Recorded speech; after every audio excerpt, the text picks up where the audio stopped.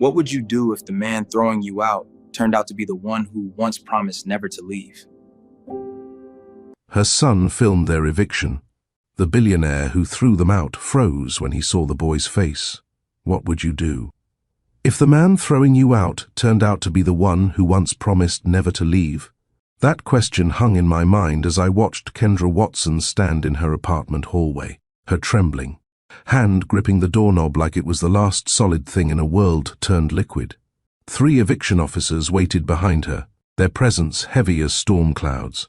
Cardboard boxes lined the walls, her entire life reduced to corrugated containers marked fragile in black marker, though nothing felt more fragile than the moment itself.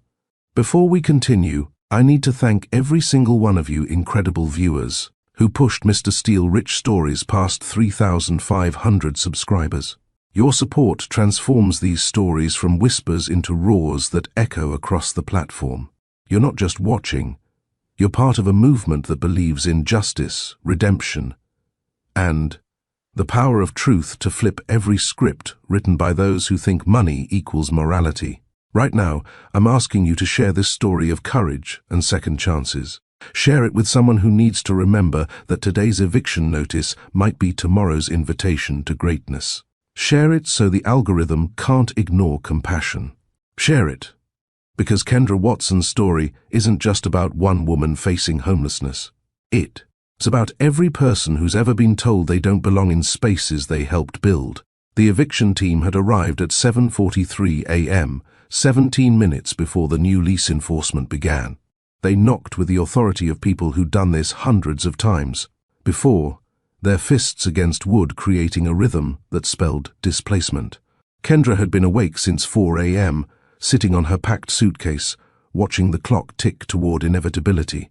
The building's new owner, David Sterling, had inherited the Morrison Heights complex from his father 6 months ago and immediately raised rent by 40% across all units. Those who couldn't pay the increase received 30-day notices. Kendra's 30 days had expired this morning. "Mrs. Watson," the lead officer had said through the door, his voice professional, but tired, "we need you to vacate the premises immediately." She'd known this was coming. The notice had slipped under her door a month ago, signed by David Sterling's property management company. The same David Sterling whose father had been a reasonable landlord for 8 years, never raising rent beyond modest cost of living adjustments. But the son had different plans that involved clearing out long-time tenants to make way for luxury renovations that would triple the rental prices. Now, as she stood in that hallway, her son Tristan held his phone steady, recording everything.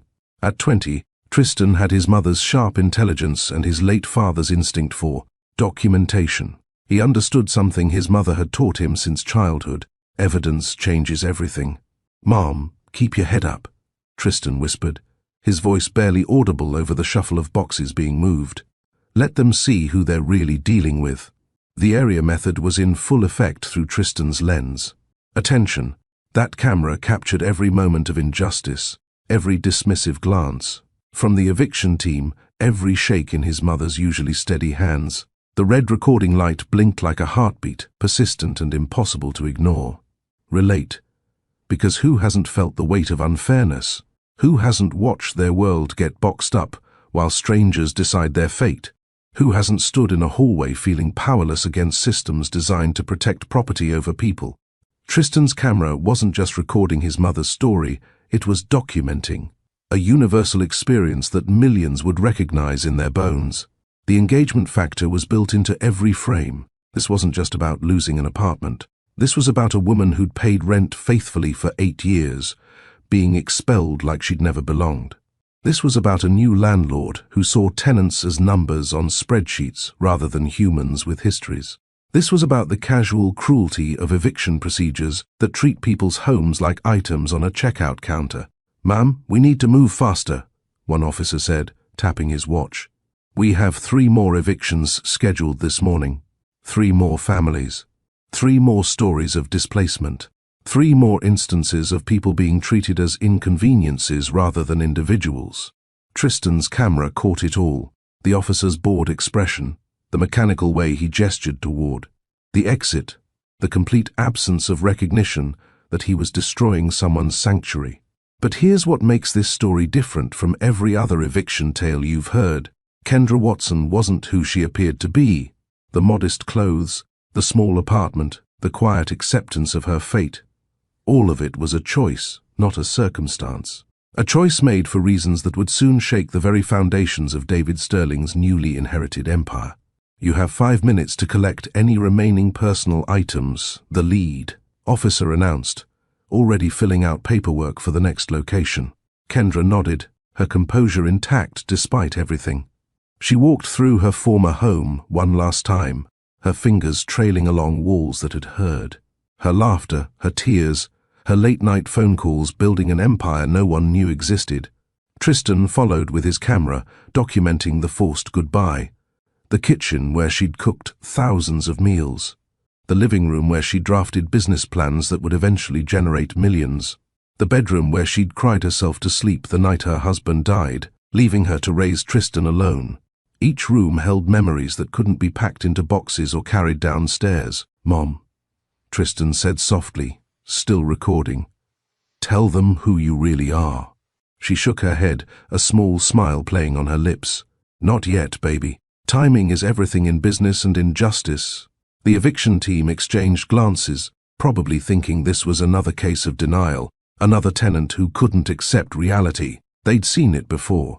People claiming to have lawyers, connections, money coming any day now. They had no idea they were evicting someone whose bank account could buy the entire building complex 10 times over. As Kendra emerged from the apartment for the last time, carrying just her purse and her self-respect, the hallway seemed to stretch endlessly before her. Other tenants peered through cracked doors, witnessing her walk that wasn't actually shameful at all. Some offered sympathetic looks, others turned away, afraid that making eye contact might make them next. "Mrs. Watson," the lead officer said, holding out a clipboard, "you need to sign here to confirm you vacated voluntarily." "Voluntarily," she repeated, the word tasting bitter. "Is it voluntary when you have no choice?" The officer shifted uncomfortably, but maintained his professional distance. "It's just a procedure, ma'am." She signed with a hand that had signed million-dollar deals, though no one watching would ever guess. Tristan kept filming, knowing that this footage would soon become evidence in a story larger than anyone present could comprehend. The morning light struggled through hallway windows, casting everything in grey tones that matched the mood. Somewhere in the building, a baby cried. A door slammed. Life continued its rhythm, even as Kendra's chapter in this place ended. The building manager, Robert Drummond, stood nearby with his arms crossed, watching the eviction, with the satisfied expression of someone who'd cleared another unit for renovation. He'd already scheduled the contractors to begin gutting the apartment tomorrow, transforming Kendra, his modest home, into a luxury unit that would rent for 3 times what she'd been paying. But just as Kendra reached the stairwell, preparing to descend into an uncertain future that was actually quite certain, a sound cut through the morning bustle, the distinctive click of expensive shoes against cheap linoleum, the kind of shoes that announced wealth before their wearer even appeared, the kind of shoes that didn't belong in this building's hallways. Everyone turned toward the sound. The eviction team paused their paperwork. Tristan swung his camera toward the approaching footsteps. Kendra stood perfectly still, her expression unreadable. The footsteps grew closer, each click echoing with purpose and authority. This wasn't a casual visitor or another tenant. This was someone who walked like they owned every surface their feet touched. And in a way, they did. Adrian Lockhart's investment company held a significant stake in the Morrison Heights development project, a project that depended on clearing longtime tenants to make way for the luxury renovations that would transform the neighborhood.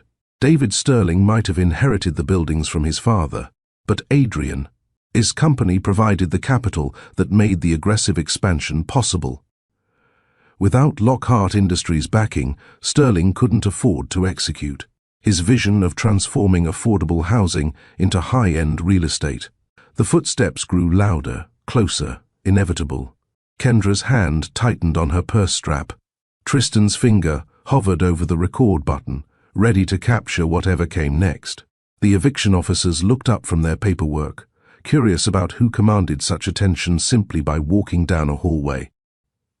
And then Adrian Lockhart rounded the corner, and everything in Kendra Watson's carefully controlled world threatened to shatter. If you want to know what happens when the man funding your eviction turns out to be the man who promised to love you forever, you need to stay with this story. Drop a fire emoji in the comments if you've ever had your past collide with your present in ways you never saw coming. And hit that subscribe button, because what happens next will challenge everything you think you know about justice, redemption, and the price of broken promises. The question isn't whether Adrian recognizes Kendra. The question is, what will he do when he realizes the woman he's displacing is the one he never stopped thinking about, and the young man filming is the son he never knew existed? The expensive shoes belonged to Adrian Lockhart, and when he rounded the corner into the narrow hallway, the very air seemed to reorganize itself around his presence. 6'2", wearing a charcoal suit that cost more than most tenants' annual rent, he moved with the unconscious confidence of someone who'd never questioned his right to occupy any space. His appearance in that working-class hallway was like dropping a diamond into a pile of gravel, immediately noticeable, fundamentally out of place, yet somehow commanding every eye to focus on its brilliance. The morning light caught his watch, sending small reflections dancing across water-stained walls that had never witnessed such casual displays of wealth. Adrian's face carried the sharp angles of someone who made decisions that affected thousands before his morning coffee. His hair was precisely cut, his jawline clean-shaven, his eyes scanning the scene with the calculating assessment of a man who processed information rapidly and ruthlessly. He was 44 years old, though success had aged him in some ways while preserving him in others, the paradox of pressure and privilege written across his features. Behind him, two assistants struggled to keep pace, their tablets and phones creating a mobile office that followed Adrian wherever he went. They looked equally out of place, their business attire pristine against the backdrop of peeling paint and flickering overhead lights. Robert Drummond, the building's property manager, stiffened like someone had run electricity through his spine. He'd been lounging against the wall, observing the eviction with the detached satisfaction of middle management. But Adrian's arrival changed his entire posture.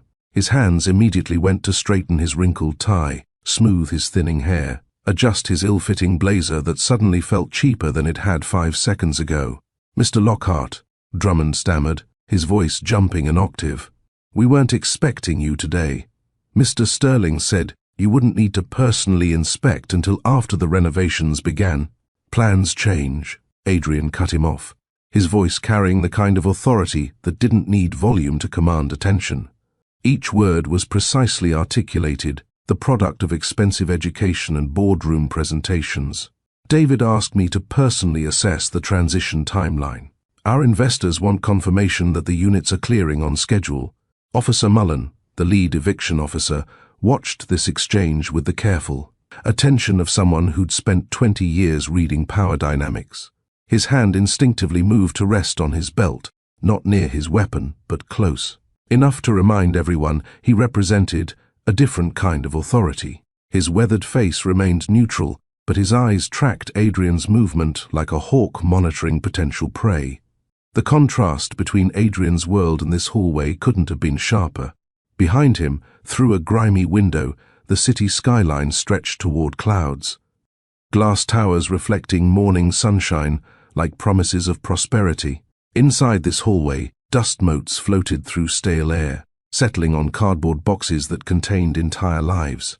Adrian's polished shoes clicked against linoleum that had been worn thin by thousands of footsteps, each a reminder of the gap between those who owned buildings and those who merely survived in them. The skyline glamour Adrian represented, corner offices, champagne launches, private jets to private islands, crashed against the hallway reality where people like Kendra fought for basic shelter. His suit alone could have paid her rent for a year. His watch could have bought the entire floor. Yet here he stood, representing the machinery that was grinding her life into bureaucratic dust. Tristan's phone camera captured it all, his lens becoming a bridge between two Americas that rarely occupied the same frame. The young man had an artist's eye for composition, and he instinctively understood the visual power of this moment. In one shot, Adrian Lockhart, billionaire real estate developer, standing in a hallway where families were being systematically displaced. The frame held both privilege and fear, power and vulnerability, the hammer and the nail. Through Tristan's lens, you could see the micro-expressions that told larger stories. The way Adrian's assistant clutched her tablet like a shield against the poverty around her. The way Robert Drummond's hands trembled slightly as he fumbled with his clipboard. The way Officer Mullen's jaw tightened whenever Adrian moved, decades of experience making him wary of wealth's unpredictability. The camera caught Adrian's Italian leather shoes contrasting against the scuffed work boots of the eviction team. It captured his manicured hands gesturing past walls, where children's crayon marks had been painted over but still showed through. It documented the collision of worlds that usually stayed carefully separated by income brackets and zip codes. If you've ever faced a moment where power met conscience, drop a lightning bolt in the comments. Because what happened next would test whether Adrian Lockhart was just another wealthy developer or something more complicated. A man capable of recognizing humanity in spaces where profit usually obscured people.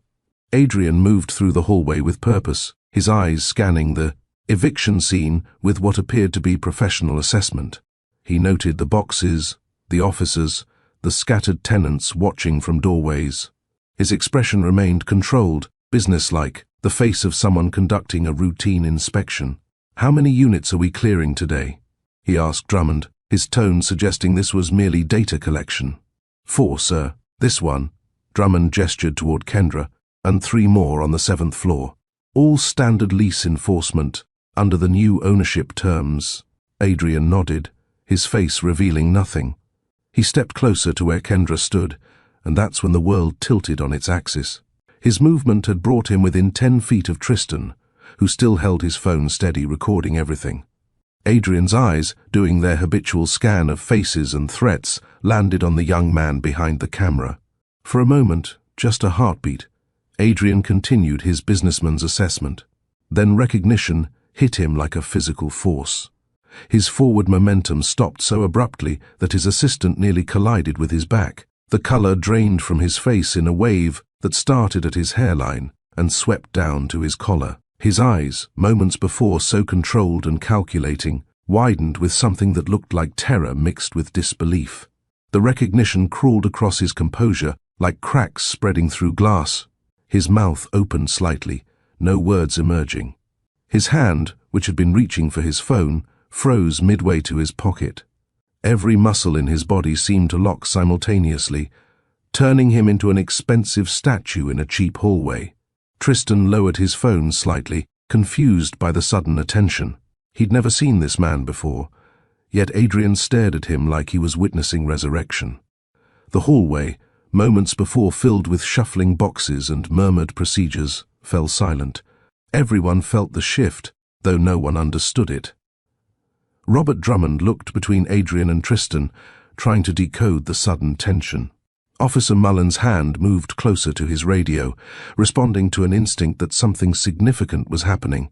Adrian's chest rose and fell with breaths that seemed to require conscious effort. His eyes moved from Tristan's face to his hands, to his height, back to his face, as if cataloguing features that shouldn't exist in this time and place. The billionaire who'd walked in commanding every atom of space now, stood frozen, undone by a 20-year-old with a recording phone. The expensive watch on Adrian's wrist continued its precise movement, counting seconds that felt like hours. 1 second, 2, 3, each tick marking the time it took for the past to collide with the present in ways that defied explanation. Then, cutting through the silence like a blade through silk, came a whisper that changed everything. Adrian. Kendra had spoken his name. Not Mr. Lockhart, not Sir. Adrian. The familiarity in that single word carried the weight of history, of secrets, of connections that predated everything visible in this hallway.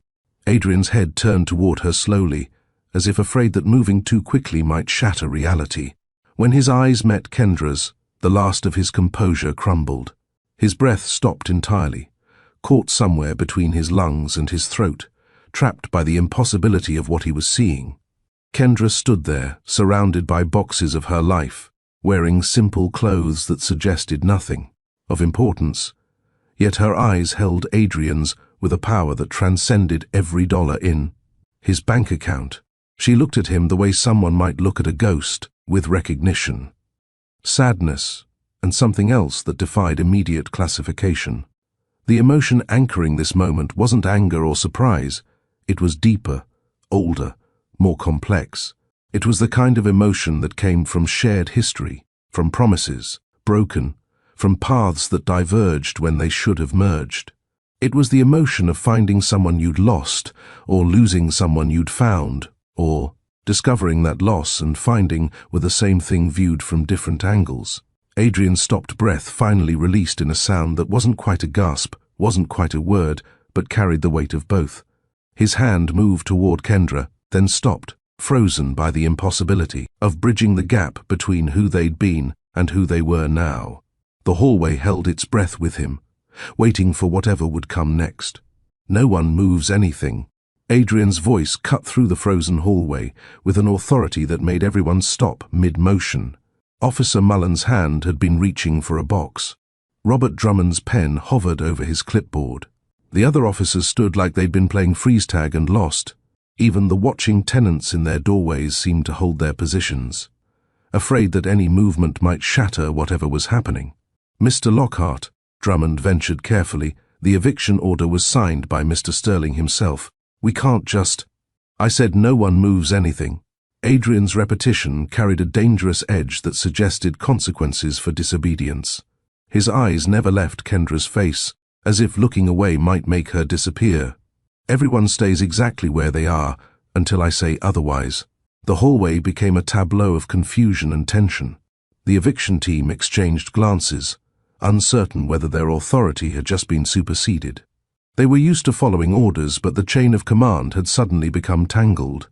David Sterling owned the building, but Adrian Lockhart's company provided the money that made Sterling's vision possible. Money, as always, spoke louder than ownership papers. Officer Mullen, veteran of hundreds of evictions, recognized the shift in dynamics. He'd seen enough to know when situations were about to deviate from standard procedure. His hand moved away from the box, settling into a neutral position that suggested patience rather than compliance. "Sir," Mullen said, his voice professionally neutral, "we're on a schedule. The Sheriff's Department has allocated specific time for this eviction. If we delay..." "Then you'll wait," Adrian interrupted, his tone suggesting this wasn't a negotiation. "Bill any overtime to Lockhart Industries. I'll authorize it personally." The mention of Lockhart Industries changed the atmosphere entirely. Even those who didn't follow business news knew that name. It was on buildings throughout the city, on development signs, on news reports about billion-dollar deals. Robert Drummond's face went through several expressions: confusion, calculation, fear, before settling on obsequious compliance. Adrian took a step toward Kendra, and the hallway seemed to hold its breath. His expensive shoes made no sound now, as if they even recognized the gravity of this moment. When he spoke again, his voice had lost its commanding edge, replaced by something almost vulnerable. "We need to talk," he said to Kendra. Privately, Kendra's expression remained unreadable, poise wrapped around her like armor. She glanced at Tristan, who still held his phone steady, recording everything. Then back to Adrian, studying his face as if reading a book written in a language she'd once known fluently, but hadn't spoken in years. "The apartment's right there," she said, gesturing to the door the officers had just forced her through. "Though I'm not sure I'm allowed inside anymore." "You're allowed," Adrian said immediately, then turned to Drummond. "Open it." "Now." Drummond fumbled with his master keys, nearly dropping them twice before managing to unlock the door. The empty apartment yawned open, stripped of furniture but still holding the ghost of recent habitation. Sunlight streamed through bare windows, illuminating dust particles that danced in the air like memories refusing to settle. Adrian gestured for Kendra to enter first, a gentleman's courtesy that seemed absurd given the circumstances. She walked in with her head high, Tristan following close behind, his camera still recording. Adrian entered last, then turned to address the crowd in the hallway. "Everyone waits here," he commanded.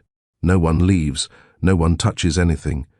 This will take exactly 1 hour." He closed the door, shutting out the confused faces and murmured speculation.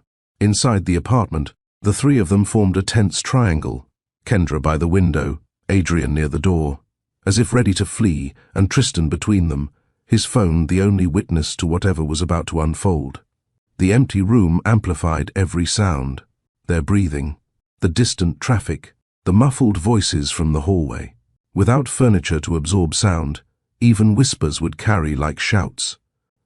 This space that had been Kendra's sanctuary for 8 years now felt like a courtroom where past crimes would be tried. "You look." Adrian started, then stopped, seemingly unable to complete the thought. His hands, so steady when signing multi-million-dollar deals, trembled slightly at his sides. "Older," Kendra supplied, her voice carrying a mix of irony and pain.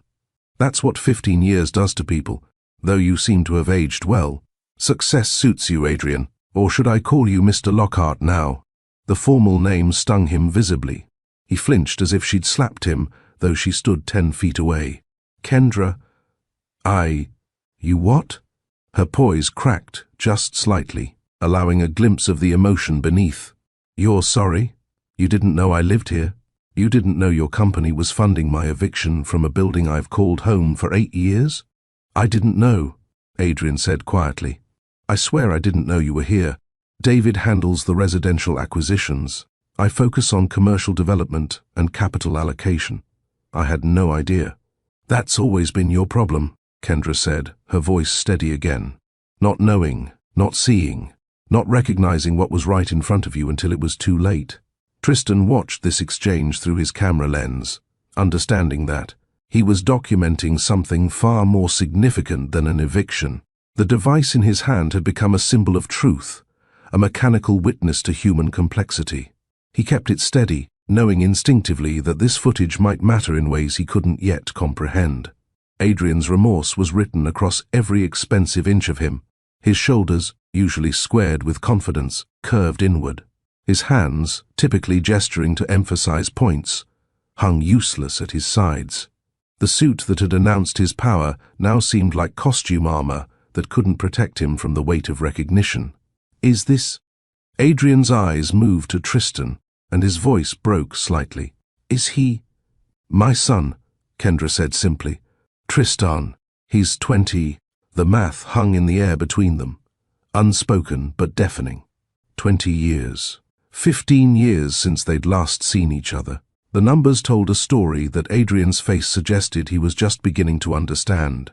"Kendra," Adrian said, and her name on his lips sounded like a prayer for forgiveness. "Please. Let me explain. Let me—" "Explain what? How did you choose your father's money over everything else? How did you disappear when things got complicated? How did you build your empire while we built our life from scratch?" Each question landed like a blow, and Adrian absorbed them all without defense. His remorse wasn't performative. It was bone deep, the kind that came from suddenly seeing the cost of old choices reflected in present consequences. "People over paperwork," Kendra said suddenly, the words carrying weight beyond their simplicity. "That's what you used to say. Remember? When we were young and thought we could change how business was done. People over paperwork, Adrian. That's how we'll be different." Adrian's face crumpled at the quote, recognizing his own words from a different lifetime. Words spoken by an idealistic young man who hadn't yet learned that family money came with family chains. Words that had become lies the moment he chose inheritance over integrity. "I remember," he whispered. "Do you?" Kendra challenged. "Because from where I'm standing, it looks like you became everything you once said you'd never be. Another developer treats people like numbers, homes like commodities, families like obstacles to profit. The moral seed had been planted, people over paperwork, and it grew in the silence that followed. This wasn't just about an eviction anymore. This was about choices made and unmade, promises broken and potentially redeemable, lives that had diverged but somehow circled back to this empty room where truth had nowhere to hide. Tristan kept his camera steady, understanding that he was recording evidence of something larger than legal proceedings. He was documenting the moment when power met conscience, when past debts demanded present payment, when two people who'd once meant everything to each other stood on opposite sides of an economic canyon. 1 hour, Adrian said finally, his voice rough with emotion. Give me 1 hour to understand what happened, to hear your side, to figure out how to make this right. You can't make 15 years right in an hour, Kendra said. No, Adrian agreed. But I can stop this eviction. I can ensure you're never displaced again. You can listen, Kendra interrupted. That's what you can do. For once, Adrian Lockhart, you can stop talking about what you can do and listen to what's been done. Adrian nodded, accepting the terms. He moved to sit on the floor, his expensive suit meeting cheap linoleum, the gesture somehow breaking down one small barrier between them. After a moment, Kendra sat too, maintaining distance but acknowledging the attempt at dialogue. Tristan remained standing, his camera capturing two people preparing to excavate a buried past. The hour Adrian had demanded stretched ahead of them, 60 minutes to bridge 15 years, to explain how love became loss, how promises became betrayals, how the son of a real estate magnate and a woman he'd once loved ended up on opposite sides of an eviction notice. The room waited with them, empty but full of potential, stripped bare but ready for truth. Outside, the hallway crowd waited too, knowing something significant was happening, but unable to guess at the connections being revealed behind a closed door. The hour had begun, and the past was about to collide with the present in ways that would reshape everyone's future. The story began 20 years ago in a bookstore that no longer existed, on a street that had since been redeveloped into luxury condos, perhaps one of Adrian's first projects, though neither of them would ever confirm this coincidence. Kendra had been 22, working part-time at Morrison's Books while finishing her business degree at the State University. She was reaching for a copy of The Intelligent Investor on a high shelf when the ladder wobbled. Adrian, 24 and fresh from his MBA at Wharton, had been walking past with an armload of architecture magazines. The ladder's tilt sent her tumbling backward into his arms, scattering magazines, across the floor in a chaos of glossy pages and startled apologies. "I'm so sorry," she'd said, scrambling to collect the scattered magazines. "Don't be," he'd replied, kneeling to help. "It's not every day beautiful women literally fall into my life." The line was corny, something from a romantic comedy, but his delivery was so earnestly, embarrassed by his own words that she'd laughed instead of rolling her eyes. They'd spent the next hour organizing the magazines together, talking about everything except what they'd come to the bookstore to find. Young Kendra had dreams that stretched beyond the bookstore's walls. She wanted to start a consulting firm focused on helping small businesses compete against corporate giants. She had notebooks filled with ideas about ethical capitalism, sustainable growth, community-centered commerce. Her eyes lit up when she talked about leveling playing fields, about giving David the tools to compete with Goliath without becoming Goliath in the process. Young Adrian had different dreams, though they seemed compatible at the time. He wanted to revolutionize real estate development, to build spaces that fostered community rather than just maximizing square footage. He talked about mixed-income housing, about developments where teachers could afford to live next to lawyers, where artists could share corridors with accountants. His father owned one of the city's largest development firms, but Adrian insisted he do things differently. "My dad thinks I'm naive," Adrian had told her during one of their early coffee dates. "He says idealism doesn't pay mortgages, but what's the point of having resources if you don't use them to make things better?" They'd spent months in that honeymoon phase where every conversation felt like discovering a new continent. They'd meet at the bookstore after Kendra's shifts, spreading blueprints and business plans across coffee-stained tables, dreaming aloud about a future where their combined vision could reshape the city's approach to development and commerce. Adrian would sketch building designs on napkins, while Kendra calculated how to make them financially viable without displacing existing communities. She'd challenge his assumptions about profit margins. He'd push her to think bigger than consulting, to consider the impact of ownership versus advisorship. They were building castles in the air, but they were building them together, and that made them feel solid as stone. The relationship deepened beyond professional admiration. There were long walks through neighborhoods Adrian's father wanted to demolish, with Adrian pointing out the architectural history worth preserving. There were late nights in Kendra's tiny apartment, cooking experimental dinners while debating whether gentrification could ever be ethical. There were mornings when ambition took a backseat to affection, when the future they were planning seemed less important than the present they were sharing. People over paperwork, Adrian had said one night, lying on the roof of Kendra. He's building, looking at stars barely visible through city light pollution. That's going to be our motto. Every decision, every project we ask ourselves, are we putting people or paperwork first? Promise? Kendra had asked, turning to study his profile in the dim light. Promise, he'd said, sealing it with a kiss that felt like a contract with the universe. But universes, it turned out, didn't always honor contracts. The crisis came when Adrian's father discovered the relationship. Richard Lockhart was a man who viewed love as either an asset or a liability, never a reason for anything.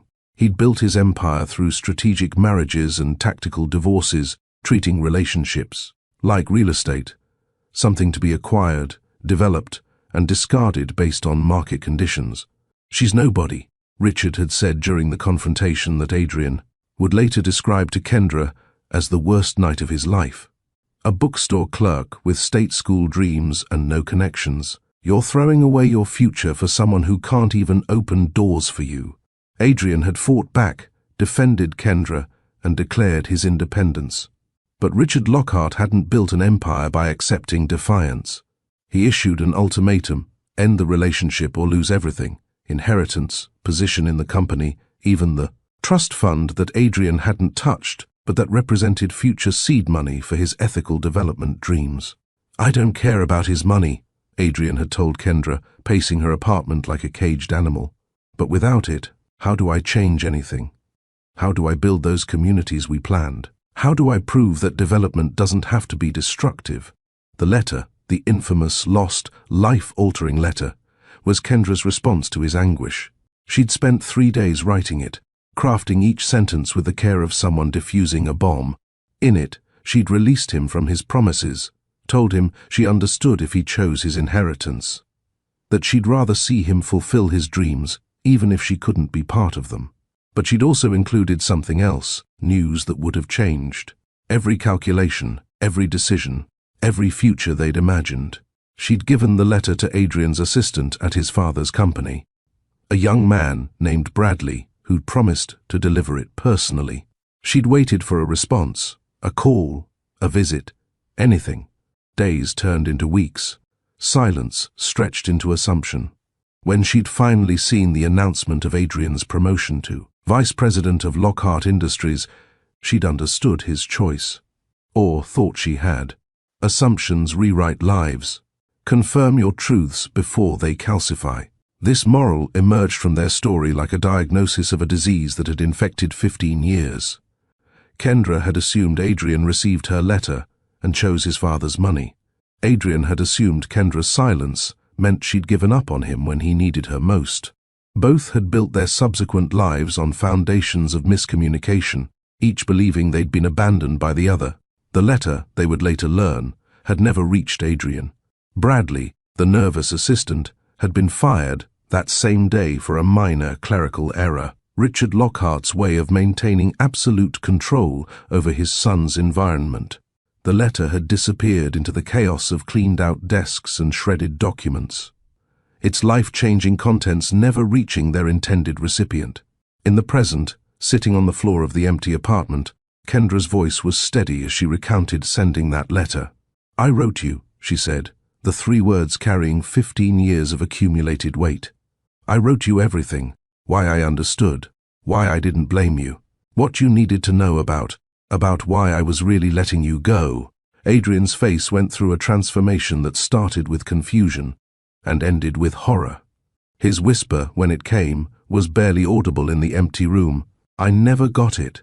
4 words that reframed 15 years. 4 words that turned abandonment into accident, choice into circumstance, cruelty into confusion. The silence that followed wasn't empty. It was full of every conversation they hadn't had, every explanation that hadn't been given, every year that had passed based on false assumptions. "I never got it," Adrian repeated, louder this time, as if volume could somehow reach back through time.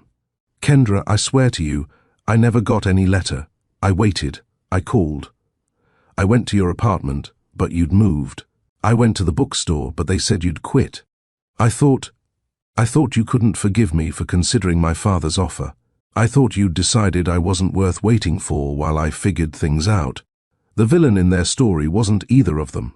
It was silence, the absence of communication that had allowed assumptions to harden into accepted truth. The missing letter that had rewritten two lives and created a third life.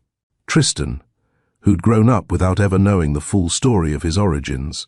Tristan kept his camera steady through these revelations, understanding that. He was documenting not just his mother's past, but his own prehistory. The father he'd been told had died when he was young was sitting across from them, very much alive, wearing a suit worth more than their yearly rent, discovering his existence through a conversation about a letter that had vanished into corporate chaos. "What did the letter say?" Adrian asked, though his eyes suggested he was beginning to guess. "What did I need to know?" Kendra looked at her son, then back at Adrian. The truth she was about to speak would change everything, would transform an eviction into a reunion, would turn a billionaire's routine property inspection into a confrontation with the life he might have lived. "I was pregnant," she said simply. "I was pregnant, and I thought you knew and chose your inheritance anyway. I thought you were telling me, without words, that we weren't worth sacrificing your future for." The words landed in the room like physical objects, rearranging everything they touched. Adrian's breath left him in a sound that might have been a sob if it had been allowed to fully form. His eyes moved from Kendra to Tristan, seeing for the first time not just a young man, recording their conversation, but his son, the son he'd never known existed, raised by the woman he'd loved and lost to a letter that had never arrived. The empty apartment held three people recalculating everything they thought. They knew about their past, their present, and potentially their future. Outside, the eviction team waited, unaware that the simple procedure they'd come to execute had become something else entirely, a reckoning with time, truth, and the terrible cost of assumptions left unchallenged. The hour Adrian had requested was only half gone, but already everything had changed. The question now wasn't whether the eviction would proceed, but how three lives accidentally separated would navigate the possibility of intersection after 15 years of parallel loneliness. Adrian pulled out his phone with the urgency of someone defusing a bomb.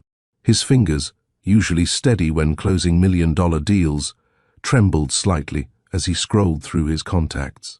The first call went to his head of public relations, a woman who'd managed crises ranging from construction accidents to corruption allegations, though nothing quite like discovering your CEO had unknowingly evicted the mother of his child. "Sarah, I need you to issue an immediate halt to all residential evictions in the Morrison Heights complex," he said, his voice carrying the kind of authority that didn't invite questions. "Effective immediately. No exceptions." The voice on the other end started to respond, likely asking for clarification, but Adrian cut her off. "I don't care what David Sterling says. I'm overriding him. My company holds the majority financial stake. Stop everything now." The second call went to his chief operating officer. "Tom, pause the Morrison Heights redevelopment." "Yes, the entire project. We're reassessing our approach to resident displacement. I want a full review of every eviction notice we've issued in the last 6 months.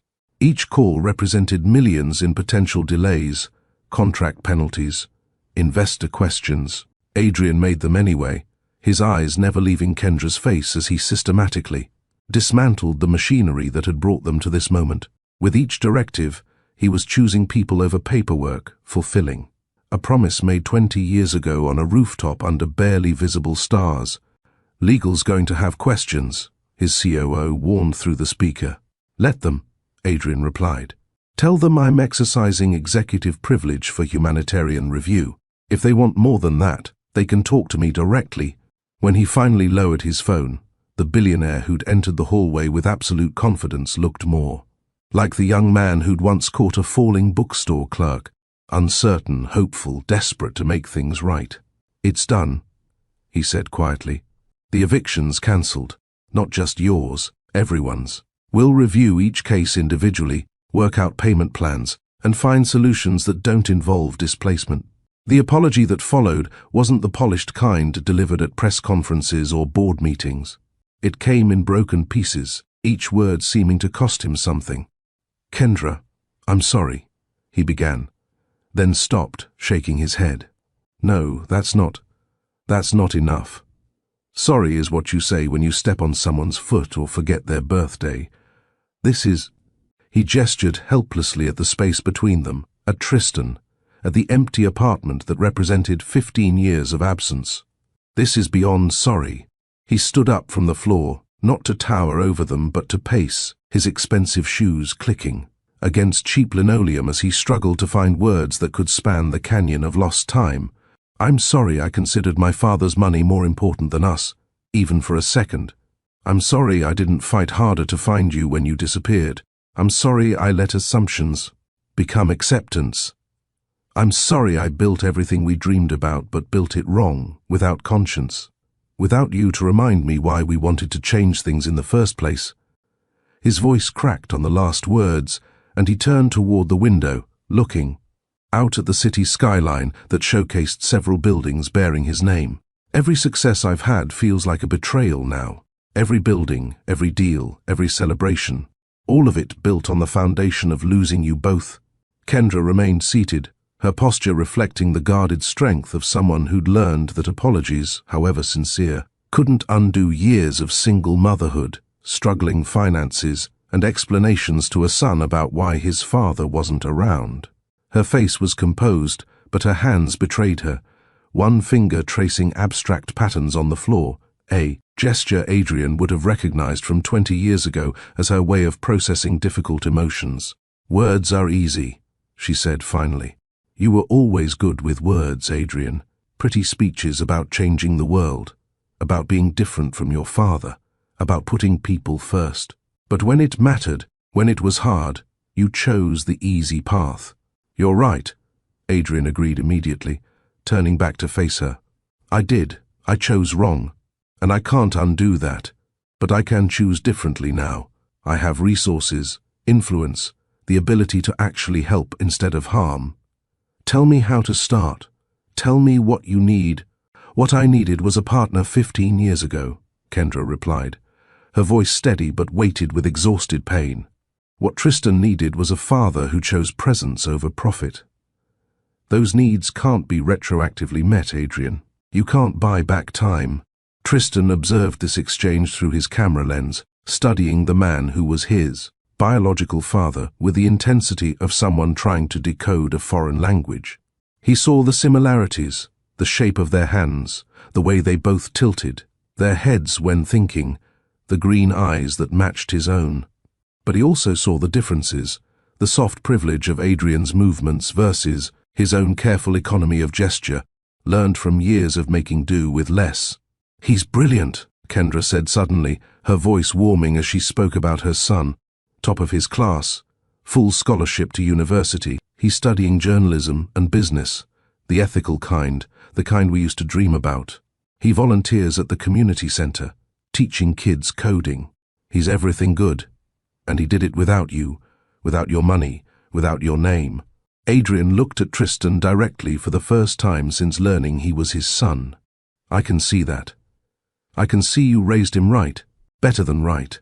You raised him to be the kind of person I pretended to be but never actually was."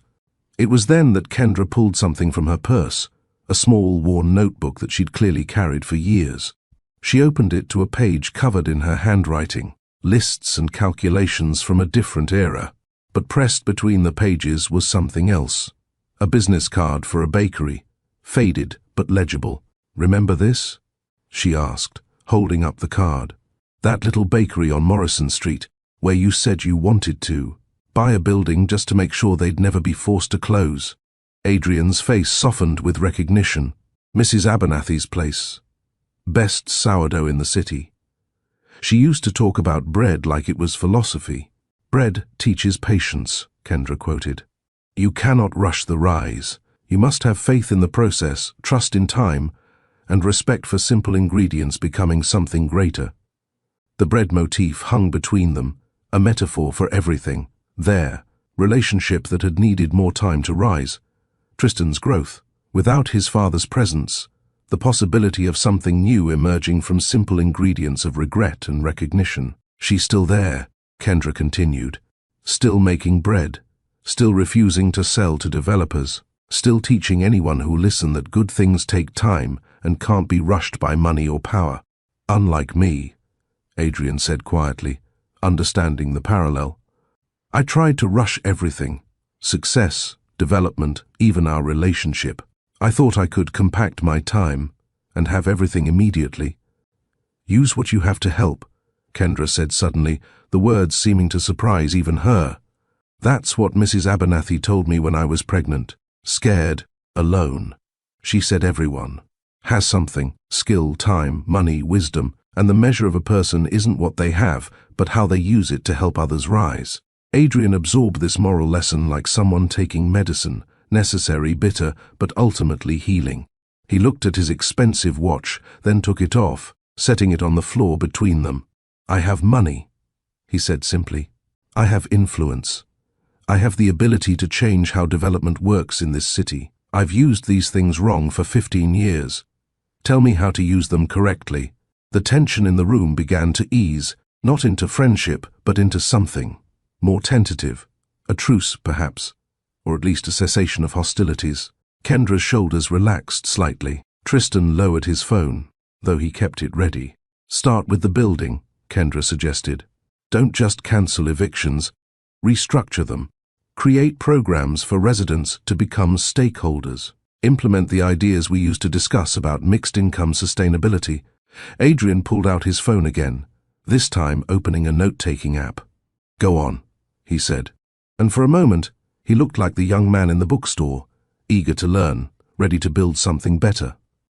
They talked for the remaining 20 minutes of the hour he'd requested, not about their past or their pain, but about practical solutions, rent-to-own programs, community investment initiatives, ways to develop without displacement. It was easier to focus on systems than emotions, on structures than the fractured foundation of their own relationship. As the hour drew to a close, Adrian stood, retrieving his watch but not putting it on. "I know I have no right to ask this," he began carefully, "but would you, both of you, consider meeting me for coffee? Not to discuss the past or make grand plans, just coffee.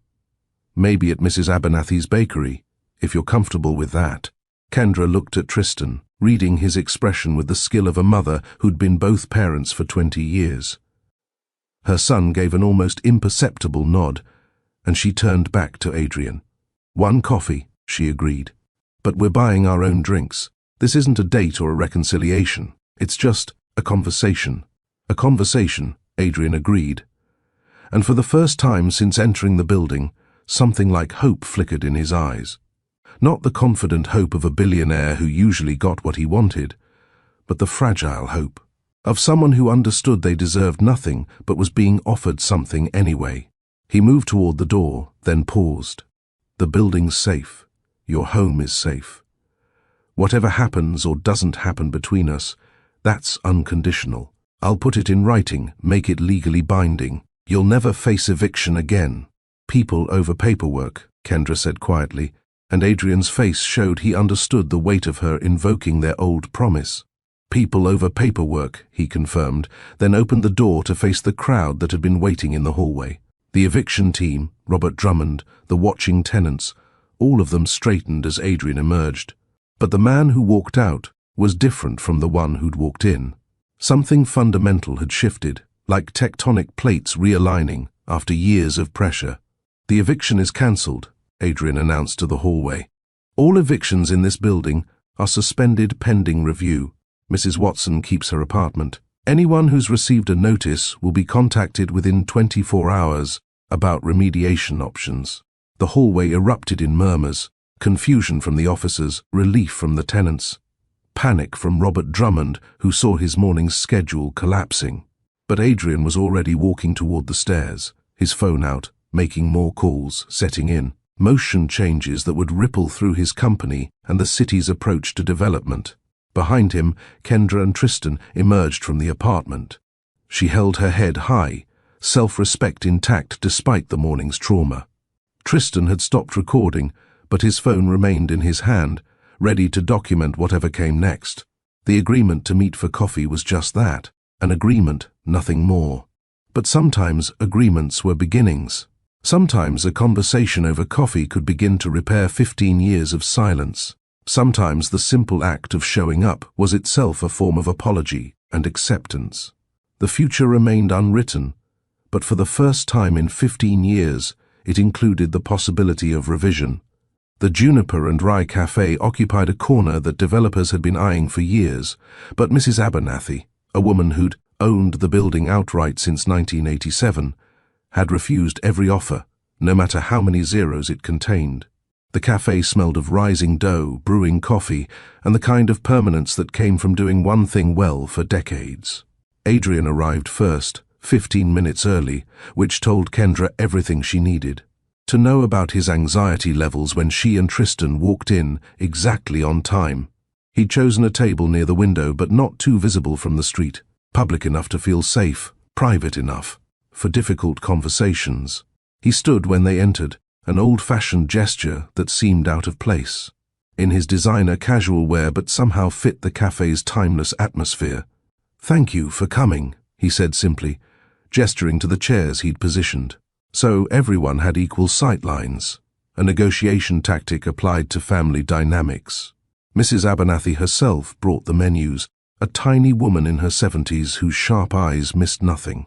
She looked at Adrian, then at Kendra, then at Tristan, and her expression shifted through several calculations before landing on knowing approval.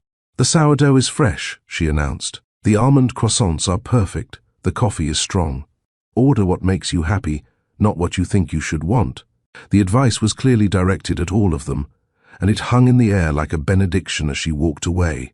Adrian ordered the almond croissant and black coffee. Kendra chose the sourdough with honey butter and tea. Tristan, after deliberating, selected the cinnamon roll and hot chocolate, a choice. That made him seem younger than his 20 years, and somehow made Adrian smile. "Smart choice," Adrian said. "Their cinnamon rolls are legendary. I used to come here every Sunday morning before."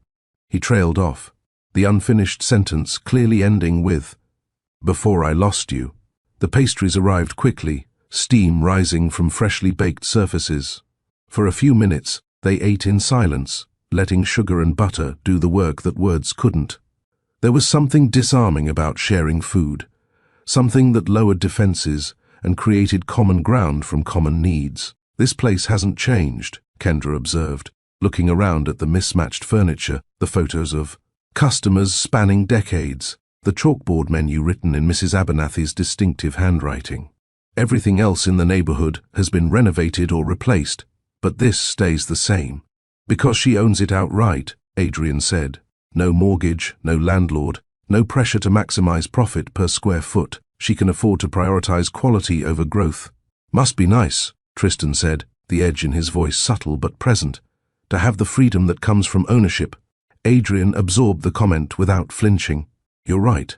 Ownership is freedom. That's something I've had from birth and you've had to work toward. That's a privilege, and I'm trying to understand it better." The humility in his response seemed to surprise Tristan, who studied his biological father with renewed interest.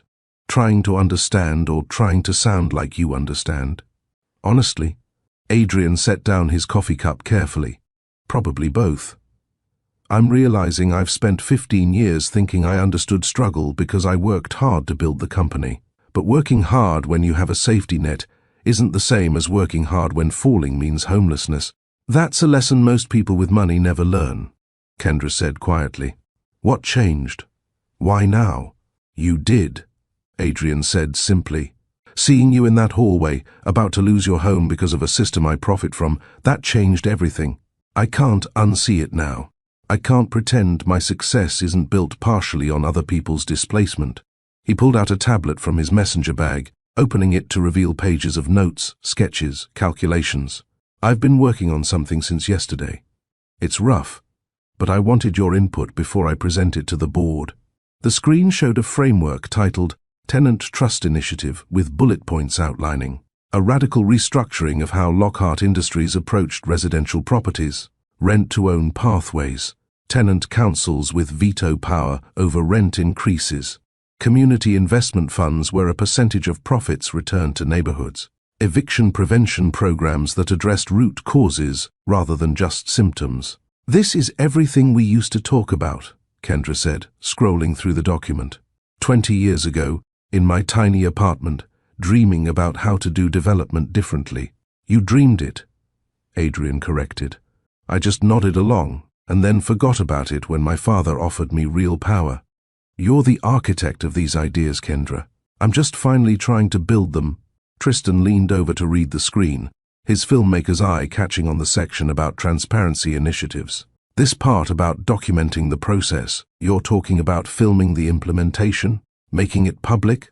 I was thinking of writing reports, Adrian admitted, but filming is better, more honest, harder to spin or hide mistakes. I could do it, Tristan offered suddenly, then seemed surprised by his own suggestion. I mean, if you wanted an outside perspective. Someone who understands what it's like to be on the other side of your decisions. The offer hung between them, fragile as spun sugar. It was the first voluntary connection Tristan had proposed, the first indication that he saw Adrian as something other than the man who'd abandoned his mother. I'd like that, Adrian said carefully, keeping his voice neutral despite the hope that flashed across his face. I'd pay you, of course. Standard documentary rates? We can discuss terms, Tristan replied, professional even as emotion played across his features. The cafe door chimed, and a man in his 60s entered. Silver hair, worn leather jacket, the kind of face that suggested he'd seen enough of life to stop being surprised by it. His eyes found Adrian immediately, and his expression shifted to something between amusement and concern. Rafi, Adrian said, standing to greet the newcomer. I didn't know you'd be here. Mrs. Abernathy called, Rafi Cohen replied, his voice carrying a slight accent that suggested European origins. Said you were having an important meeting and might need a witness. He turned to Kendra and Tristan, extending his hand. Rafi Cohen. I've been trying to teach this one ethics for 10 years. Clearly I failed, since it took a crisis to get through to him. Rafi's my mentor, Adrian explained. Or my conscience. Sometimes both. Mostly I'm the person who tells him uncomfortable truths, Rafi corrected, pulling up a chair without asking permission. Like the fact that the Tenant Trust Initiative is good, but it's still not confronting the core issue. Adrian's face tightened. Which is? You, Rafi said bluntly. The initiative is external, systemic, but none of it works if you haven't confronted who you've become and why. You need to look in the mirror and face the fact that you've spent 15 years being exactly what you once said you'd never be.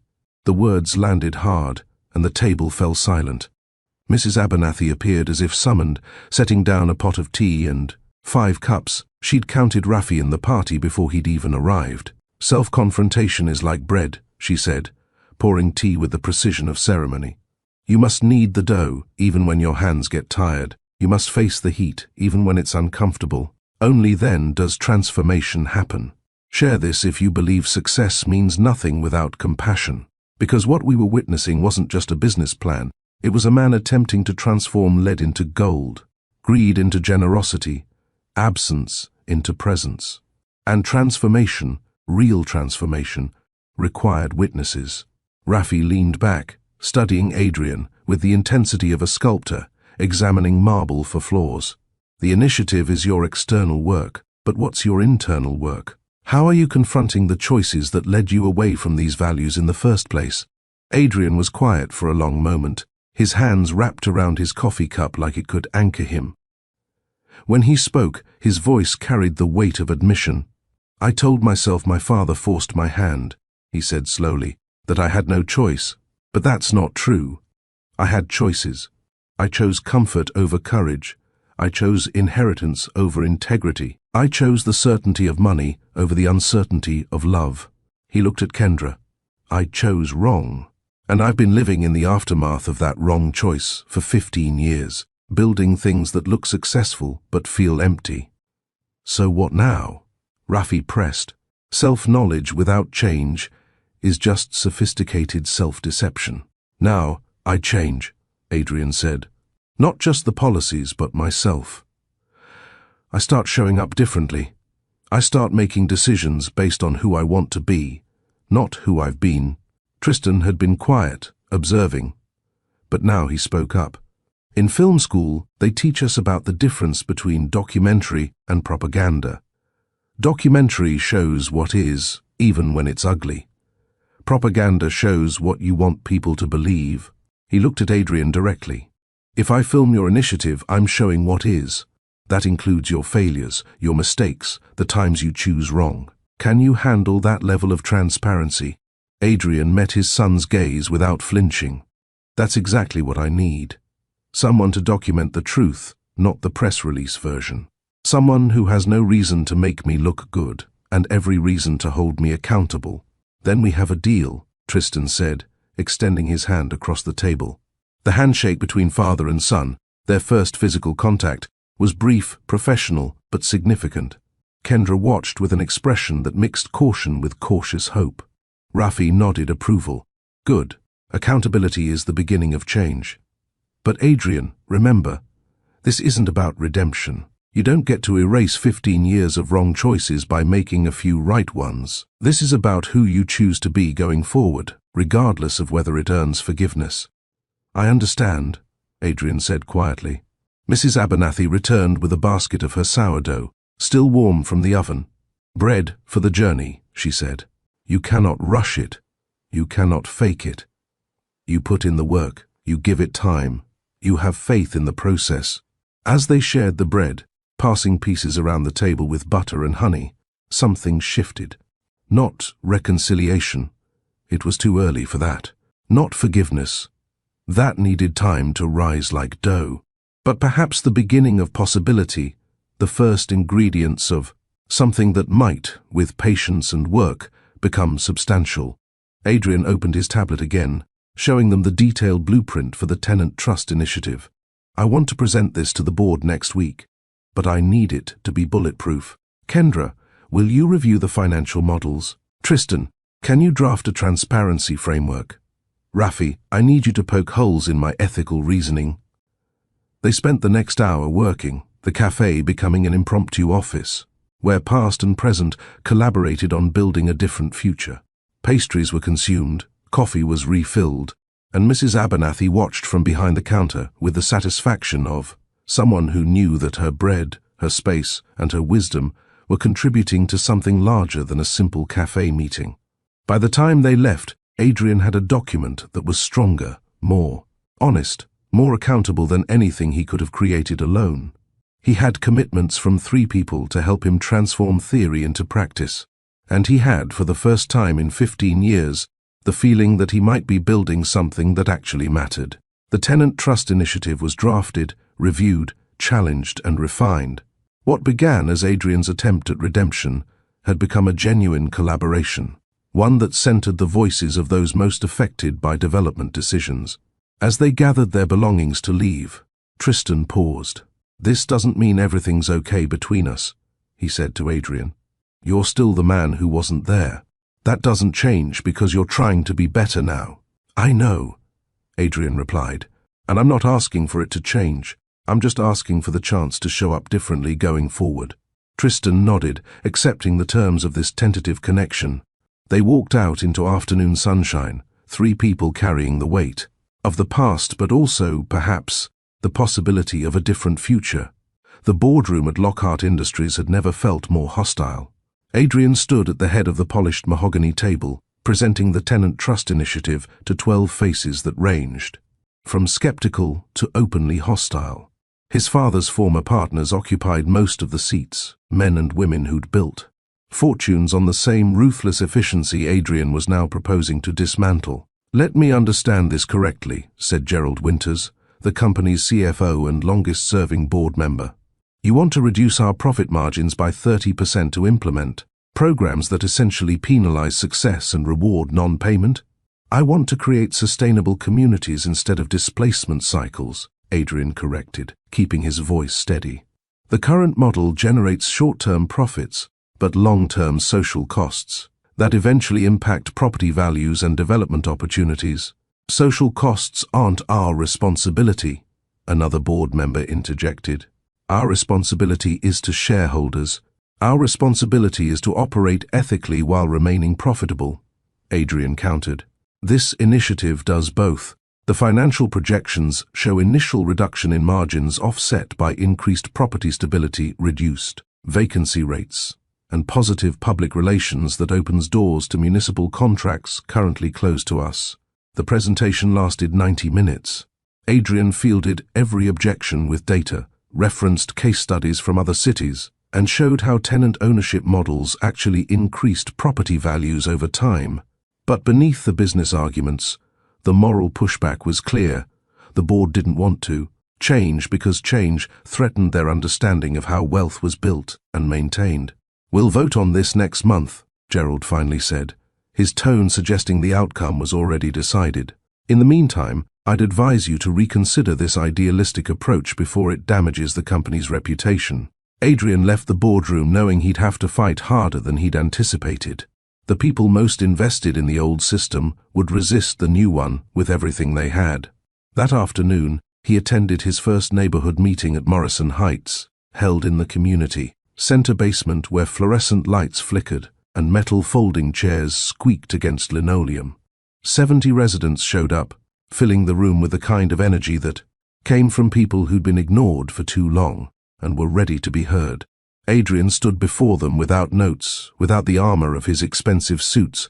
He'd worn jeans and a simple button-down, though his watch still cost more than most monthly rents, and he'd wisely left it in the car. "I'm Adrian Lockhart," he began. "My company is a major investor in this building complex. I'm here to listen." For the next 2 hours, he heard stories. Mrs. Patterson talked about heating that hadn't worked properly in 3 winters. Mr. Rodriguez described water damage in his ceiling that had been temporarily fixed 5 times but never actually repaired. Young mothers spoke about playgrounds with broken equipment and no plans for replacement. Elderly residents explained how rent increases forced them to choose between medication and food.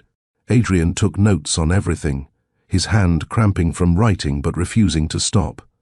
Each story was a bill coming due for years of neglect, each complaint a testament to the human cost of profit-first policies. Near the end of the meeting, a woman in her 40s raised her hand. She introduced herself as Noor Abaza, legal aid lawyer and longtime Morrison Heights resident. "Mr. Lockhart," she said, her voice carrying the authority of someone who'd fought many battles in many courtrooms, "your tenant trust initiative sounds progressive. But policy equals people. Every line in that document represents someone's heat, someone's safety, someone's ability to remain in their home. Will you commit to public quarterly reviews where residents can assess whether the policy is actually serving people or just serving your reputation?" The question cut to the heart of his motivation, and Adrian felt the room waiting for his answer. This was the moment where words either became commitments or revealed themselves as performance. "Yes," he said simply. "Quarterly public reviews, open to all residents with independent third-party assessment of outcomes, and I'll attend every single one personally." Noor nodded, not quite approval but acknowledgement that he'd cleared the first hurdle. "Then we'll hold you to that, Mr. Lockhart, because we've heard promises before, and promises without accountability are just another form of eviction.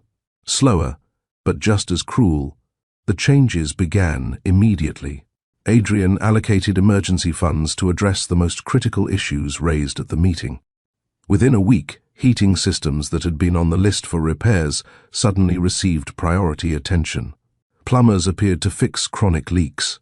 Electricians replaced faulty wiring that had been deemed acceptable under previous management standards. The building's maintenance supervisor, overwhelmed by the sudden influx of approved work orders, asked Adrian directly, "Why now? We've been requesting authorization for these repairs for months." "Because I wasn't listening before," Adrian replied. "That changes today." Tristan documented everything with his camera, creating a video record that captured both progress and problems. He filmed the heating repairs, interviewed residents about the changes, and recorded the moments when Adrian got things wrong, which happened frequently. When a repair crew showed up at the wrong apartment, disrupting an elderly man's medical appointment, Tristan captured Adrian's profuse apology and the immediate correction. When paint colors chosen for the community room turned out to be institutional gray rather than the warm tones residents had requested, Tristan filmed Adrian reordering paint and personally helping to repaint. The footage wasn't flattering, but it was honest. And honesty, they were all learning, was more valuable than polish. A new rhythm began to develop between father and son. It started with work. Tristan would send Adrian rough cuts of footage, and Adrian would respond with questions or context. These professional exchanges gradually expanded to include brief personal messages. Tristan would mention a class he was taking. Adrian would ask about the coursework. Adrian would share a frustration from the boardroom. Tristan would offer perspective from the tenant side. It wasn't close, not yet, but it was a connection, and connection was a beginning. One evening, reviewing footage at Kendra's apartment, she'd agreed to let them use her space as a temporary editing studio. Adrian and Kendra found themselves alone when Tristan stepped out to get coffee. The silence was awkward at first, heavy with 15 years of absence. "He's remarkable," Adrian said finally, looking at the paused image of Tristan on the laptop screen. "You raised someone extraordinary." "I had help," Kendra replied. "My mother, friends, the community. No one raises a child alone, even when they're technically alone." "I should have been there," Adrian said, the statement simple and devastating. "Yes," Kendra agreed. "You should have. But you weren't, and we survived. We did more than survive. We built a good life. Don't make the mistake of thinking we were incomplete without you." The boundary was clear, but her voice wasn't unkind. Adrian nodded, accepting the correction. "Do you think—" he started, then stopped, reconsidering. "Never mind. It's not fair to ask." "Ask anyway," Kendra said. "Do you think there's any chance someday that you could forgive me?" Kendra was quiet for a long moment, her fingers absently turning her wedding ring. She still wore the simple band from her late husband, Tristan's stepfather, the man who'd actually raised him. "I don't know," she said honestly. "Ask me again in a year, after I've seen whether your actions match your words." Forgiveness isn't a gift you give someone, Adrian. It's something you arrive at after witnessing genuine change. "Fair enough," Adrian replied, and then, surprising them both, he smiled slightly. "Remember when we tried to make pasta from scratch and ended up with what you called Italian Play-Doh?" Kendra laughed, actually laughed, the sound startled out of her. "You insisted we could do it without a recipe. Said your Italian grandmother would guide us spiritually." "In my defense, I really believed that," Adrian said, and they both laughed again. The shared memory creating a small bridge across the canyon of lost time. The moment of lightness was interrupted by Adrian's phone. He glanced at the screen, and his expression darkened. "It's the building's night security. There's a problem." By the time Adrian reached Morrison Heights, a crowd had gathered in the parking lot. A construction crew had arrived with equipment and authorization papers, allegedly signed by David Sterling, to begin emergency structural work that would require evacuating an entire wing of apartments with just 2 hours' notice. The crew's foreman, a stocky man with a clipboard and attitude, was arguing with residents who'd formed a human barrier in front of the building entrance. "I have legal authorization," the foreman insisted, waving papers. "You're interfering with permitted construction. Those permits are fraudulent." Adrian's voice cut through the commotion as he strode into the scene. "I own controlling interest in this property, and I authorized no such work." The foreman's confidence wavered when he saw Adrian. "Mr. Sterling said." "Mr. Sterling doesn't have authorization to order construction without my approval," Adrian interrupted. "He's a minority partner with management duties, not decision-making authority on this scale." "Who actually hired you?" The foreman's hesitation told Adrian everything he needed to know. This was David Sterling's attempt to undermine the Tenant Trust Initiative, to create chaos that would paint Adrian's new approach as incompetent. If residents were displaced by emergency construction, It would demonstrate that tenant-friendly policies couldn't maintain building safety. "Everyone pack up and leave," Adrian commanded the crew. "You'll be compensated for your time, but there's no work happening here tonight." "Mr. Sterling said there would be resistance," the foreman said, pulling out his phone. "I'm calling him now." "Call whoever you want," Adrian replied, "but your equipment doesn't move 1 inch closer to that building. I'll have the police here in 5 minutes if necessary." The standoff lasted 20 tense minutes. David Sterling did call back, did try to assert authority, did threaten legal action. But Adrian stood firm, physically positioning himself between the construction equipment and the building entrance, refusing to move. The residents watched this confrontation, seeing their landlord, for once, standing with them rather than against them. When the construction crew finally began packing up their equipment, a cheer rose from the crowd. Not a massive celebration, but a sound of recognition that something had shifted. That power could be wielded protectively, instead of destructively. Showing up physically changes outcomes. Adrian could have handled this crisis with phone calls and lawyers. Instead, he'd driven across the city at 9 p.m., stood in a parking lot, in his good shoes, and placed his body between residents and displacement. The physical presence mattered in ways that conference calls never could. Mrs. Patterson approached him as the crowd dispersed.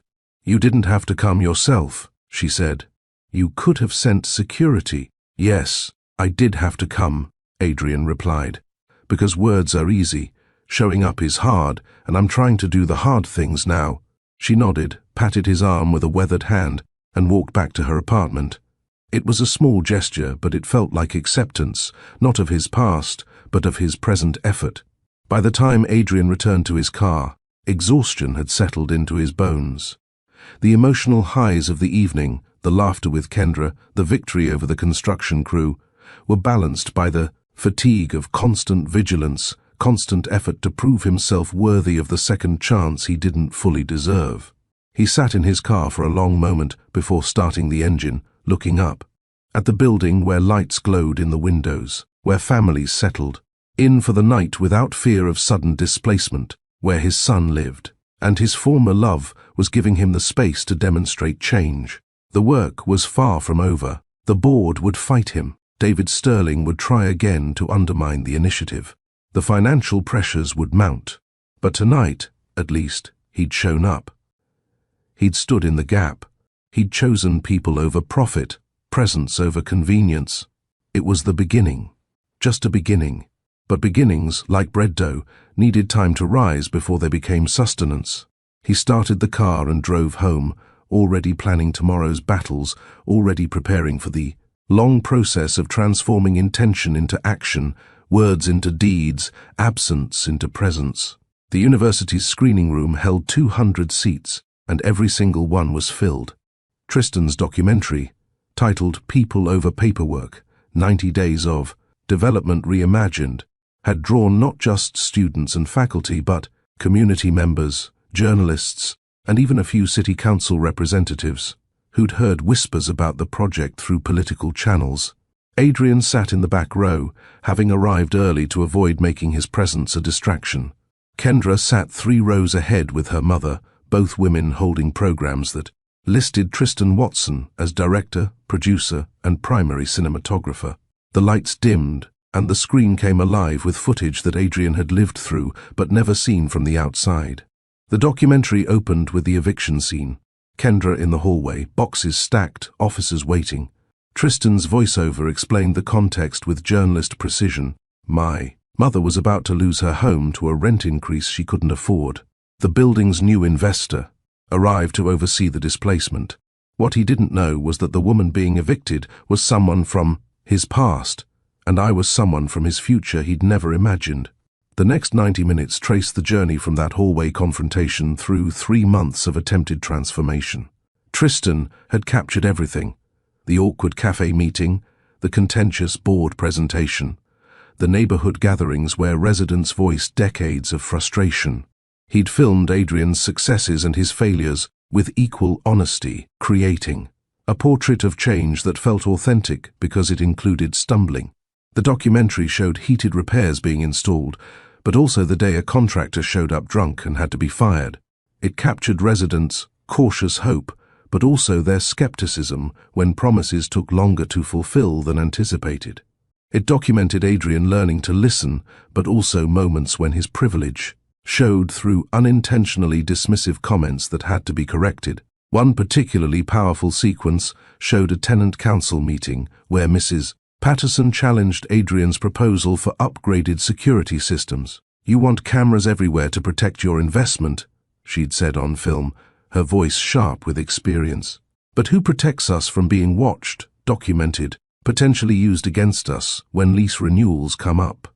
The documentary captured Adrian's initial defensiveness, then his pause, then his genuine consideration. "You're right," he'd said on camera. "I was thinking about property protection, not privacy invasion. What would feel safe to you instead?" The conversation that followed, residents proposing community-controlled security measures, better lighting instead of surveillance, trusted neighbor networks instead of technological monitoring, showed policy being shaped by those most affected rather than imposed from above. It was messy, slower than top-down decision-making, but it resulted in solutions people actually wanted. Near the documentary's end, Tristan had included a sequence showing the three of them, Adrian, Kendra, and himself, sitting in the renovated community room at Morrison Heights. The footage was intimate, clearly filmed on a tripod that Tristan had set up before joining the conversation. "What have you learned?" Tristan had asked Adrian from behind the camera. Adrian had taken a long moment before responding. That wealth without wisdom is just hoarding, that power without accountability is just tyranny, that I spent 15 years building an empire that looked successful but felt empty, because it wasn't connected to people, to purpose, to the values I claimed to hold. The camera had then turned to Kendra. "And you? What have you learned?" "That forgiveness isn't a moment, it's a process," Kendra had replied, her voice thoughtful. "That people can change if they're willing to do the work. That healing old wounds doesn't mean forgetting they existed. It means learning to carry the scars without letting them define you." Finally, Tristan had turned the camera on himself, his face filling the screen. "I've learned that the father I thought abandoned me was actually just lost in a system that valued profit over people. That doesn't excuse his absence, but it explains it. I've learned that you can be angry at someone and still give them a chance to be different. And I've learned that documenting truth, even uncomfortable truth, is how we hold ourselves and others accountable." The screening room was silent as the documentary ended, credits rolling. Over footage of Morrison Heights residents gathering for a community dinner in the renovated space, multi-generational, sharing food and stories, in a building that had almost been cleared for luxury redevelopment. When the lights came up, the applause started slowly, but built to something genuine and sustained. Tristan stood at the front of the room, accepting congratulations from his professor and classmates, but his eyes kept searching the crowd until they found Adrian's. The look they exchanged wasn't love. That would take time, maybe years. But it was an acknowledgement, recognition, the beginning of something that might, with patience and continued effort, become a relationship. After the screening, a reception was held in the building's lobby. Adrian found himself surrounded by people with questions, opinions, and offers to collaborate. A city council member wanted to discuss applying the tenant trust initiative model citywide. A journalist requested an interview about the business case for ethical development. A non-profit director asked about partnering on affordable housing projects. But Adrian kept watching the other side of the room, where Kendra stood talking with her mother and friends. She wore a simple blue dress that he remembered from 15 years ago, though she'd altered it to fit differently now. When she caught him looking, she didn't turn away. Instead, she excused herself from her conversation and walked over. "Your son did good work," Adrian said when she reached him. "Our son," Kendra corrected gently. "You can claim him now, Adrian. You've earned at least that much." The permission to acknowledge paternity felt like a gift he didn't deserve, but desperately wanted. "Our son," he repeated, testing the words. "That'll take some getting used to." "You have time," Kendra said. "We all do." The building at Morrison Heights had transformed over 3 months. The heating worked reliably. The hallways had been repainted in colors residents had chosen through a voting process. The community room hosted after-school programs and tenant meetings. The playground equipment had been replaced, installed by a crew that included several residents, who were learning construction skills through a job training program Adrian had funded. But the real transformation was in the sense of empowerment. Residents no longer felt like temporary occupants waiting for displacement. They felt like stakeholders with voices that mattered. The tenant council now had binding input on any changes affecting the building. Monthly meetings included financial transparency reports showing how rent money was being allocated. Eviction, once a routine occurrence, had become a last resort preceded by months of intervention and support. The community hadn't become perfect. Perfection was never the goal. But it had become collaborative, and collaboration meant people had agency over their own living conditions. Adrian had been humbled by the process in ways he couldn't have anticipated. The boardroom skills that made him successful in business were often useless in community settings, where listening mattered more than proposing, where patience was more valuable than efficiency. He'd learned to sit with discomfort, to accept criticism without becoming defensive, to understand that his good intentions didn't automatically translate to good outcomes. Kendra's hopefulness was cautious but genuine. She'd seen Adrian show up consistently for 3 months, not perfectly, but persistently. He'd attended every tenant meeting, responded to every concern, and admitted every mistake. Hope, she was learning, didn't require certainty. It just required consistent evidence that effort was being made. Tristan had grown in confidence, both as a filmmaker and as a young man navigating complex family dynamics. His documentary had received attention from film festivals and journalism programs.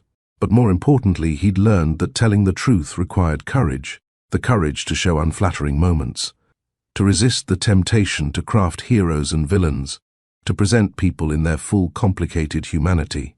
As the reception wound down, the three of them found themselves standing together. Near the exit, an accidental family portrait in the middle of a crowd.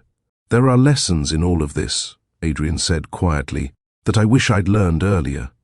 "Tell me," Tristan said, his filmmaker instinct still active, even without a camera. Adrian gathered his thoughts, and when he spoke, it was with the kind of clarity that came from hard-won understanding. First, people over paperwork, always. Every policy, every decision, every profit margin should be evaluated based on its human impact. Numbers on spreadsheets represent actual lives, and forgetting that turns business into cruelty. He paused, then continued. Second, assumptions rewrite lives.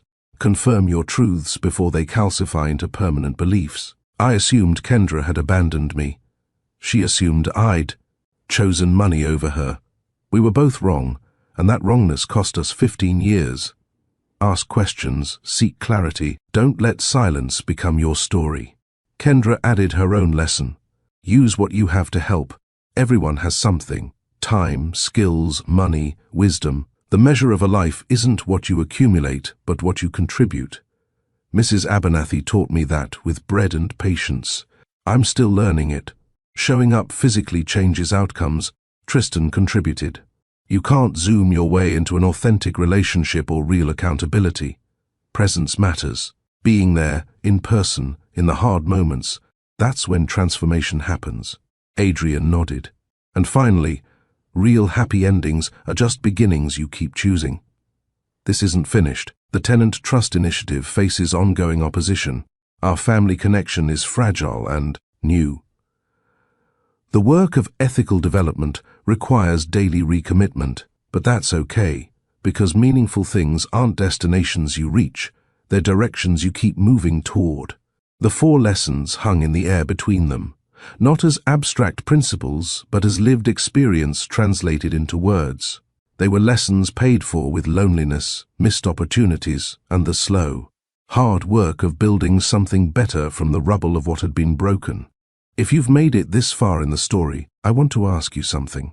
Which of these morals hit you hardest? Was it people over paperwork, the reminder that business decisions affect actual lives? Was it the danger of assumptions calcifying into false truths? Was it the call to use what you have to help others? Or was it the power of physically showing up when it would be easier to delegate or ignore? Drop your answer in the comments. And if this story moved you, if it reminded you that change is possible when people choose courage over comfort, subscribe to Mr. Steele Rich Stories. We're building a community of people who believe American stories should heal rather than hype, should inspire without manipulating, and should tell the truth even when truth is complicated. The reception ended, and people dispersed into the night. Adrian walked Kendra and Tristan to their car, the three of them moving through the campus parking lot under streetlights. "Same time next week?" Adrian asked, referencing their standing Sunday breakfast that had become routine over the past month. "Same time," Kendra confirmed, "but it's Tristan's turn to choose the place." "There's a new place on Morrison Street," Tristan said. "Ethiopian food. Mrs. Abernathy recommended it." "Mrs. Abernathy recommends everything on Morrison Street," Adrian said with a smile. "She's determined to keep that neighborhood independent and diverse." "Then we should support her mission," Kendra replied. They said their goodbyes, still slightly awkward, still finding the right balance between formality and familiarity. Adrian watched them drive away, then stood in the parking lot for a long moment, feeling the weight and lightness of everything that had changed. 3 months ago, he'd been a billionaire who measured success in quarterly earnings and property acquisitions. Tonight, he was a father learning his son's favorite foods, a former love interest earning back trust increment by increment, a developer discovering that real wealth was measured in community strengthened rather than profits maximized. The journey wasn't over. The board meeting next week would be contentious. David Sterling was planning a lawsuit. Several major investors were threatening to pull out of other projects unless Adrian returned to traditional development models. The path ahead was uncertain, potentially costly, definitely difficult. But as Adrian drove home through city streets lined with buildings he'd developed, he felt something he hadn't experienced in 15 years. The sense that his work mattered for reasons beyond his bank account. That the structures he built could shelter people rather than displace them. That success could be redefined not as accumulation but as contribution. Real happy endings are just beginnings you keep choosing. Tomorrow, he'd choose again. And the day after that, and the day after that, not because the choosing would ever be finished, but because choosing itself, the daily recommitment to values, over convenience, to people over profit, to presence over absence, was what transformation actually looked like. The documentary would continue. Tristan had plans for a follow-up film tracking the tenant trust initiative over a full year. There would be setbacks to document, failures to analyze, moments when the old ways of doing business would be tempting compared to the hard work of doing business ethically. But there would also be moments of breakthrough. Families staying in homes instead of being displaced. Communities having voices in their own futures. A father and son learning each other's rhythms. A man and woman discovering whether old love could become new friendship. Whether broken trust could be rebuilt board by board, choice by choice. The story didn't end with a wedding, or a triumphant speech, or a perfect resolution. It ended with 3 people agreeing to show up next Sunday for breakfast, to continue the conversation, to keep choosing the harder right over the easier wrong. And that, in the end, was the point. Real transformation didn't happen in movie montages or dramatic moments. It happened in consistent small choices, in showing up when you'd rather hide, in admitting mistakes when you'd rather defend, in building slowly what could never be rushed. Like bread rising in Mrs. Abernathy's kitchen, quiet, patient, requiring faith. In processes you couldn't see but could trust, were working beneath the surface. The city lights glowed against the night sky as Adrian drove home, already planning tomorrow's beginning, already choosing again.